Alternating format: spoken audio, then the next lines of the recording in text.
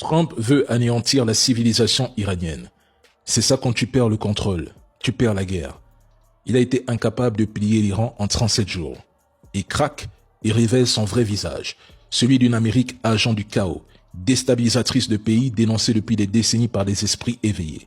Hier, il a même osé affirmer qu'il avait envoyé des armes pour armer le peuple iranien, insinuant que les manifestations étaient infiltrées et orchestrées par des agents étrangers.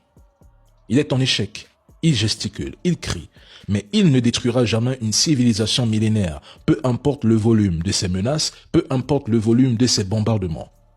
L'Iran, lui, prévient.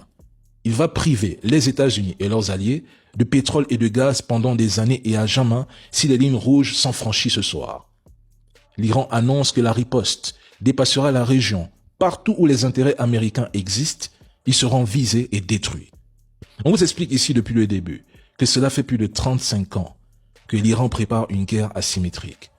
Trump ignore à qui il a affaire. L'Iran, lui, sait exactement contre qui il se bat. Et une chose est sûre, l'Iran ne capitulera jamais. Je l'ai dit après l'agression du 28 février, je le répète aujourd'hui. Après cette guerre, quoi qu'il arrive, l'objectif de l'Iran sera clair. L'obtention de l'arme nucléaire. L'Iran est en train d'imposer une leçon inoubliable marquante aux États-Unis.